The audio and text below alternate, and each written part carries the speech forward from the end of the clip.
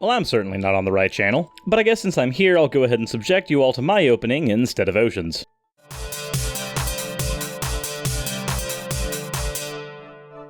Alrighty, well, I'm gonna go ahead and let you guys know that my name is Suris, and I'm currently co-opting Ocean's channel in order to proliferate the ruthless atheist agenda. And in lieu of that totalitarian agenda that I must comport to, today we're gonna talk about the utility of exposure. And no, not in that sense. That's gross. Please get that thought out of your head. I know you might think exposure like that is all kinds of kinky, but it's not what we're going to be talking about today. Now today, I have a few stories I want to give you guys, and hopefully they'll give us all a framework that we can use going forward when it comes to conversation. But first, a show of hands, maybe from the comment section. How many of you have talked to a Christian who said that paganism is devil worship? And now that the comment section is flooded with nothing but yeses, the next question would be, how many of you have talked to an atheist who has said that all possible forms of theism are irrational? And lastly, how many of you have talked to a polytheist that has said that all monotheists and atheists are narrow-minded or just two sides of the same coin that ought be discarded? Now, I know that in each of these three camps, not everybody ends up falling into these same social paradigms, but I'm sure that all of you have heard at least one thing from one camp. The first two probably more than the last. But why is this? I think, honestly, it comes down to a lack of exposure, and here's why. For those who don't know my story, I grew up as a Christian, specifically as a young Earth creationist,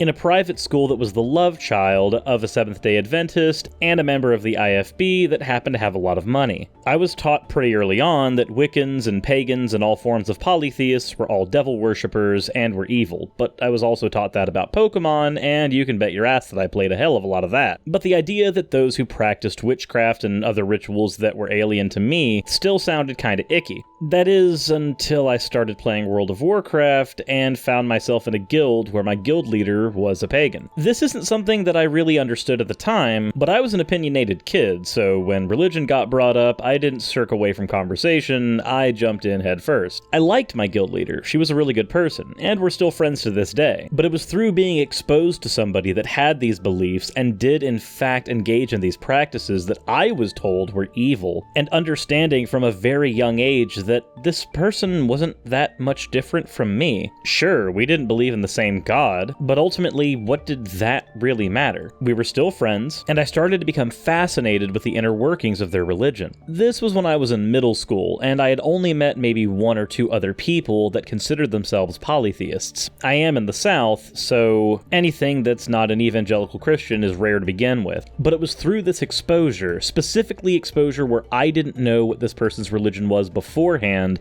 that I started to realize that these people were no different than me. Had I been told that she was a polytheist from the get-go, I'm not even certain that our friendship would have been able to start in the first place. Because when we're told as a society that the other is evil and shouldn't be fraternized with, that tends to shape your schemas for everyone going forward. Luckily though, things didn't happen in such a way to let that get in the way of our friendship. We were friends in our guild for about 8 months to a year before we ever actually had a phone conversation and got to the point where we were actually legitimately discussing theology with one another. It also helps that at this point, I had gotten out of my religious private school and gotten into the public sphere of education, so I had some time to be exposed to other different ideas than my own. But again, therein lies that same principle. Exposure. It was through exposure to these other ideas and exposure to these other people that taught me that we weren't so different, and in fact, if we had a common goal, it was better to work together than to simply ostracize one another. It also taught me that there are some disagreements that aren't necessarily that important. If someone didn't believe in the same God as me, that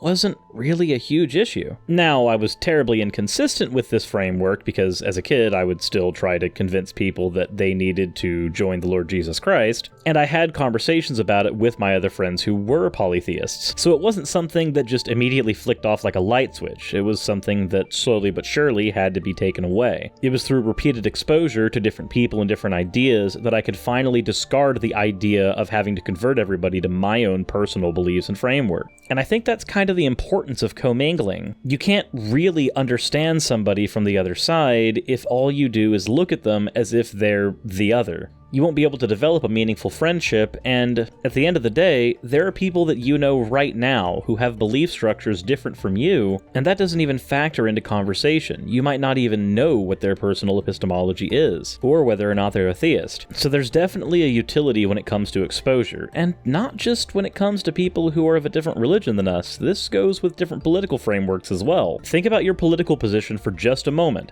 Has it been strawmanned by somebody on the opposite side? And when the inevitable answer of yes comes up, consider, was it on purpose, or is it that they simply don't know? Was this person from an opposite political affiliation simply uninformed about your personal position? I'm not saying the strawmanning was right, but I am saying that without that exposure, it's hard not to. Again, let me bring up an example from earlier in the video. If the only theism that an atheist has ever been exposed to is the strict totalitarian monotheistic paradigm, then when they meet a polytheist for the first time later in life, what's the first thing that they're going to think? Are they going to think that it's rational? Are they going to think that you're trying to convert them? At the end of the day, the only thing that they've been exposed to up to that point is people trying to convert them who have what they would consider an incoherent God concept because, well, a tri-omni God doesn't exactly function terribly well for consistency. However, if this atheist is exposed to polytheistic views, ones that are more well thought out and rational and don't have to rely on apologetics anywhere near as much, then maybe some of the hostilities between atheists and polytheists can be averted. But it all ends up coming back to exposure. Unless people have seen these other ideas, they can't actually understand them to begin with. This is one of the reasons why when Ocean and I first started talking, he was a little taken aback by the fact that I was an atheist, but wasn't hostile to polytheists. It was because back when I was a Christian, I was exposed to these ideas very early on, and it was something that years ago I had already wrestled with. We didn't have to have a conversation about how polytheistic gods are more coherent than monotheistic ones. I had already had those conversations many years before, and I wouldn't have had the opportunity to have those conversations had I not been exposed to a polytheist to begin with, and had that particular polytheist not been willing to explain their point of view to me, even if I, being the bigoted Christian at the time, might not have really deserved that information. So, all in all, what am I really trying to say with this video?